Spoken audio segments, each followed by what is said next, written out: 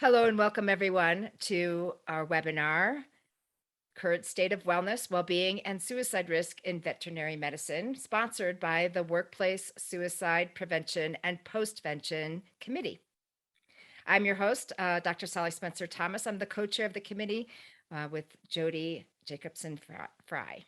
Our guest speaker today is Philip Richmond. He is the founder and CEO of Flourishing Phoenix Veterinary Consultants and very actively involved with his professional association, FVMA, as well as international veterinary well-being committees and so forth. And he's also part of this committee, and he's the FVMA Veterinarian of the Year. And we're so thrilled to have him here today. This committee supports the National Guidelines for Workplace Suicide Prevention, which is a collaborative partnership between the American Foundation for Suicide Prevention and United Suicide Survivors International. The guidelines are founded upon 8 guiding principles that help to drive our decision-making and the kind of programs and initiatives that we support. The action steps involved in the national guidelines are comprised of 9 practices, and you can learn more about these upstream, midstream, and downstream approaches by going to our website, workplacesuicideprevention.com. And now I'll turn it over to our speaker. Thank you. And it's really my honor to be here, to be on this committee, and then also to present on certainly a profession that means the world to me. Today, what my goals and the goals that I hope that we have by the end of this talk is to understand some of the recent data that's out regarding veterinarians and their well-being and the risk of suicide in our profession. And then we're going to understand some of the risks. Now, we are human beings that are trained to perform veterinary medicine, but there are some risks regarding suicide risk and mental illness that are unique to veterinary medicine that we're going to discuss. And then lastly, if either you or someone you know is a veterinary professional, we're going to have some resources and listing of some of the current efforts to help well-being in the profession. So a number of studies have come out recently, and in one of the surveys that was done by the Journal of the American, or published in the Journal of the American Veterinary Medical Association by Randall Nett and his group out of the CDC, found that 31% of veterinarians express or experience depressive episodes. 17% of veterinarians surveyed had suicidal ideations. In 2019, a landmark study that was published by the CDC, Auburn, and other suicidologists and researchers demonstrated that male veterinarians had a 2.1 times higher risk than the general population of dying by suicide, and that female veterinarians had a 3.5 times higher risk. In September of the same year, Tracy Whitty and her group out of Auburn, Dr. Whitty, found that when they used some more specific numbers, the data changed a little bit, where that male veterinarians in that study were shown to be 1.6 times more likely than the general population to die by suicide, and that female veterinarians were 2.4 times more likely than the general population. Combine this with some of the data that we have from other countries. A recent UK study said that veterinarians were 4 times more likely than the general population to die by suicide. One of the things that hurts just as a veterinary professional is a recent study that was sponsored by Merck, the Veterinarian Wellbeing Study, showed that veterinarians under the age of 35, only 24% of that group would recommend veterinary medicine to a friend or someone interested in it. The top 3 concerns that veterinarians surveyed in that study: high student debt, the stress level of the job, and the high suicide risk of veterinarians. Recently, a burnout study based on Stanford's data came out and showed that the average number of small patients that are seen a day is about 25. When we see anywhere from 21 to 30, we're at risk of burnout, which can also be a risk factor for suicide. And unfortunately, in veterinary medicine, there's a strong belief that mental illness is unacceptable. Now that is changing, but that it potentially is a fitness to practice issue. Some of the factors that are unique to veterinary medicine: one is that we do select for perfectionists. It does take a certain level of perfectionist tendencies to get the grades that are required to get into vet school.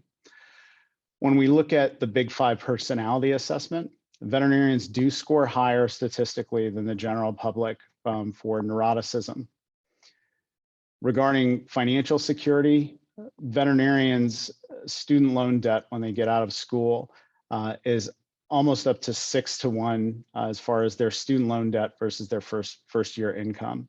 Financial security certainly can have an effect on well-being. Moral distress in veterinary medicine. So being able to be trained to do a job to help patients, in this case, small or large animals, and factors outside of our control do not allow us to deliver that care. Oftentimes that's the financial state of the owners, but there can be multiple others. But that moral distress is also something that we see quite a bit in veterinary medicine. Certainly workplace stress, and two of the main things that is unique to veterinary medicine is, one, we are trained to view euthanasia as an acceptable method to relieve suffering. And the last thing, and this is something that Dr. Witty's study in 2019 discovered, is that our access to euthanasia drugs, access to means in this case, is actually a very high risk factor for veterinarians. When Dr. Witty and her crew, when they corrected for poisoning, found that veterinarians' suicide rate was more in line with the general public, which is something we're trying to work on. In 2014, the veterinary community lost Dr. Sophia Yin, who was a beloved veterinary behaviorist. Now, veterinary medicine is a relatively small medical profession if we compare it to physicians, dentists, and the like. So we all feel like we're 2 degrees of separation from one another.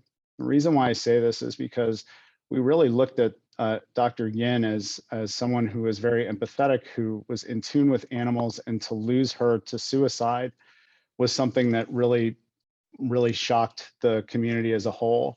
I put her story in here because our loss of Dr. Yin really was the impetus for moving a lot of the research forward in veterinary medicine. I'll also say that my own lived experience is that I was suicidal in 2008 and had a plan, and thank goodness my colleagues recognized what was going on with me, and they were actually able to step in and get me the treatment that I needed. And I've been grateful for that ever since. Regarding the national guidelines and things that we're doing as a whole in veterinary medicine in the United States, there's a large multiple organizational effort to improve diversity, equity, and inclusion in our profession, and increase national awareness of suicide risk. Well-being initiatives on a national and state level are happening throughout the profession. What's coming out, I believe this year, sometime later this year, are potentially some of the findings that Dr. Witty had regarding access to means and some of the things that we can do in hospital to decrease and make access to pentobarbital safer in veterinary practices. Many state and national veterinary organizations offer some sort of suicide prevention training free of charge. And the FVMA and the American Foundation for Suicide Prevention recently teamed up to create a joint postvention guide for practices that lose a team member to suicide. And what I would say is now, as far as veterinary medicine goes, there is a comprehensive and sustained investment in well-being and suicide prevention in our profession. Specifically, I can speak to what we're doing in the state of Florida regarding implementation of the national guidelines. So we do have a website with well-being resources. We have well-being content in our FVMA Advocate. So this is speaking more to our upstream principles. We have well-being tracks at all of our conferences. We recently were able to lobby the Florida board to remove all questions regarding mental illness off of the Florida licensing application. The AMA in the Mayo Clinic recently showed that those questions specific to mental illness decreased physicians' likelihood of seeking treatment for mental illness. We also offer in the state of Florida free QPR gatekeeper certifications to anyone that comes to our conferences. And then we also work with the state of Florida. We also work with the University of Florida College of Veterinary Medicine. And we're also going to be putting out a comprehensive well-being survey to our members to assess needs. Regarding lessons learned that we've seen both on a state and national level, what I would say is what is very important is assessing our organizational maturity. we don't want to go too far upstream with implementation if we're not ready yet. Very much like a therapeutic relationship with potentially a client in therapy, is that we want to assess where we are, what stage of change or what state of change are we in. Very important to identify champions, find strengths, find the passionate people, and empower them to move forward. Interagency and organizational cooperation and coordination, very important. There's so much passion in veterinary medicine to help our colleagues that we found that we were using energy unnecessarily when we could come together, which we're starting to do. I'm actually at a conference right now where we're talking to do that. Connect with state and national light bringers quickly. So find the people that are wanting to make change, that are in a position to affect change, and get them together in the same room, very much like we do with the workplace committee. Understanding the business case for implementation, understanding why this is important to the bottom line. And then the last thing is expanding outside of our specific professions to find solutions that are working, and then tailor those for a specific profession. And before I say goodbye, I'd like to leave you with some of the resources and references that we have. You'll see on the left a list of a number of organizations in veterinary medicine that are active for not only suicide prevention, but also the promotion of well-being in the profession. And then if you are interested, we do have the study by Dr. Whitty right here, and then the Merck well-being study. Thank you so much, Philip. That was really comprehensive for such a short period of time. And thank you so much for sharing your story. We hope that you've been inspired by this and are ready to take action. And if so, please go to workplacesuicideprevention.com and take the pledge to make suicide prevention a health and safety priority in your organization.